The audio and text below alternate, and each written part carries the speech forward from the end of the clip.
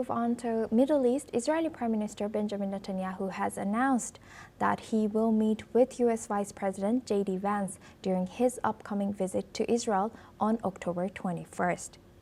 Today, speaking to Israel's parliament, the Knesset, Netanyahu has highlighted plans to address security challenges and explore political opportunities with Vance. Let's listen into what he has said.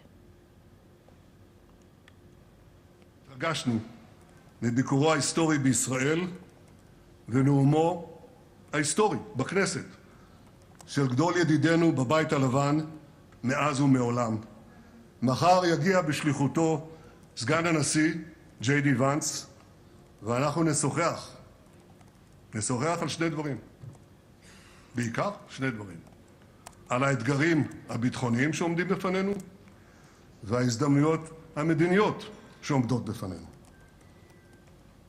נגבר על האתגרים, נממש את ההזדמנויות.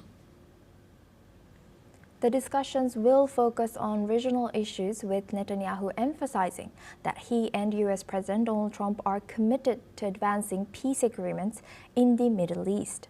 The visit marks yet another step in strengthening U.S.-Israel relations amid ongoing regional tensions.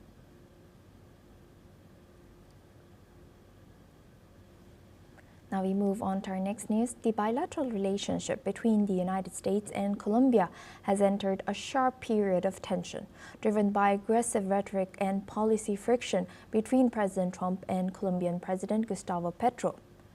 Trump has recently announced it will impose higher tariffs on Colombia and stop all payments to the country, escalating tensions between Washington and Bogotá. Speaking aboard Air Force One, he slammed the Colombian leader and stated the following. They are a drug manufacturing machine, Colombia, and we're not going to be part of it. So we're going to drop all money that we're giving to them. It has nothing to do with them stopping drug production. And you look at the fields are loaded up with drugs, and they refine the drugs, and they make tremendous amounts of cocaine. And they send it all over the world, and they destroy families. No, Colombia is out of control, and now they have the worst president they've ever had. He's a lunatic who's got a lot of problems, mental problems. Venezuelan President Nicolas Maduro also voiced support for Colombia, denouncing Trump's measures. Experts suggest the escalating rhetoric could strain U.S.-Colombia relations amid trade and security concerns. Let's listen into the Venezuelan president. Colombia sabe que somos uno solo, hermanos siameses, y lo que sea con Colombia es con Venezuela, y lo que sea con Venezuela es con Colombia, como me escribió un oficial militar de las fuerzas militares de Colombia hace 2 semanas. Si tocan a Venezuela, tocan a Colombia. Somos una sola patria, del corazón. Y no decimos por decir lo que estoy diciendo. Sé lo que estoy diciendo. The Colombian Interior and Defense Minister Armando Benedetti has also defended Petro, highlighting Colombia's sacrifices in combating drug trafficking. This is what the leader has stated. Lo único que ha hecho el presidente Petro es defender la soberanía de las aguas internacionales y que no nos gustan las tropas aquí en el Caribe. Y es lo único que le ha molestado a Trump. Pero hay otra cosa. Esto es una afrenta con el país.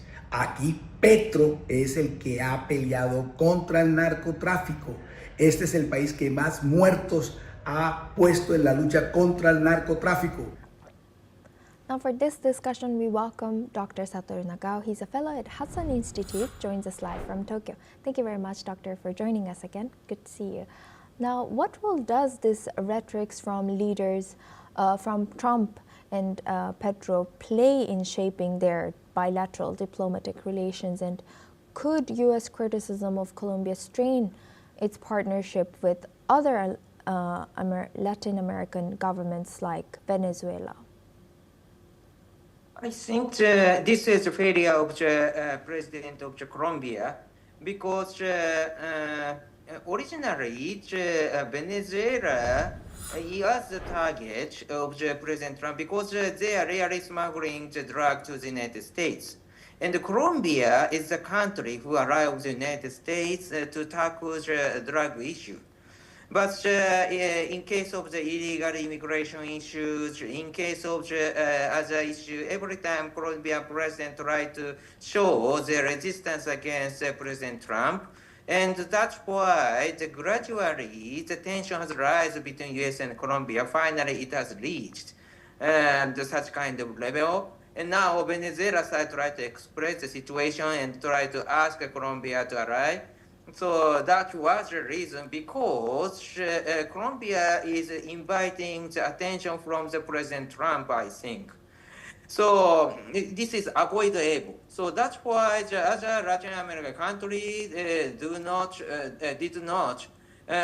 show such kind of attitude to the President Trump. That they have already avoided such kind of tension. But now only Colombia faces this situation. And in case of the United States thinks the domestic policy is very important. So smuggling to drug or illegal immigration, that is very important matter.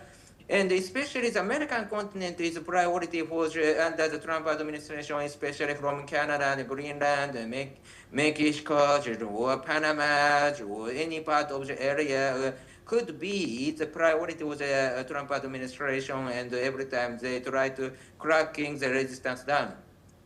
So that's why Venezuela could be the target for a long time, that their resistance against the United States and the smuggled drugs, so they are challenge against the United States clearly. But Colombia did not. Despite this, unfortunately, attitude to create new problems, I think, so it is avoidable. And should these personal insults and aggressive rhetoric have a place in international diplomacy between allied nations? Of course, it could happen if the attitude itself is challenging against the U.S., if the U.S. President Trump thinks. But in case of the other country, other Latin American country, hasn't shown such kind of clear challenge attitude towards President Trump. So, for example, Panama could be the target. So that's why the United States, President Trump say Panama's canal should be managed by the United States, or do not contract with China or something like that. But in case of Panama try to follow this and try to adjust the new situation. Mexico is also, Mexico, of course, Mexico try to show that their sovereignty, that's true, as an independent, that's true, but at the same time, in case of the drug issues, Mexico cooperation with the United States very deeply, and the attitude is very, that is a good friend of the United States, that was worked very well until now. So compare with this, if the president in Colombia choose a more friendly stance towards the Trump administration, of course it is avoidable, but his attitude looks like very strong challenging against the U.S., even if the Colombia is not a main problem for the United States.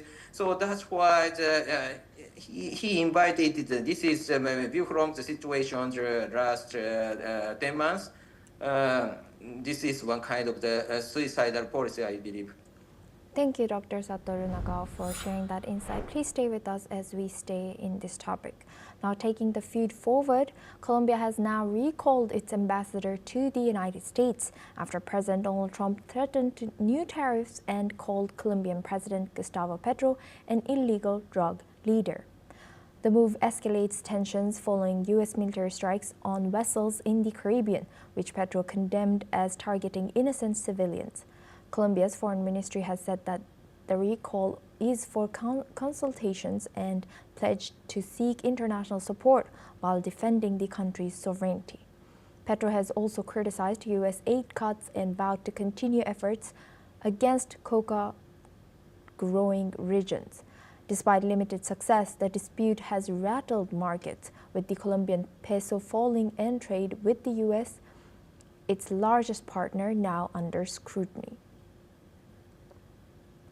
Now we go back to our guest discussion with Dr. Satoru Nagao. He's a fellow at Hudson Institute, joins us live from Tokyo. Thank you very much, Doctor, for staying with us.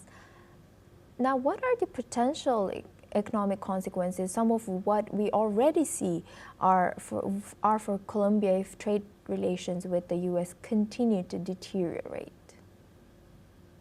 in case of Colombia's economy or something like that, the political stability contributes to economy. So that is the reason how to restrain, how to limit the activity of the drug cartel is a very important matter. Despite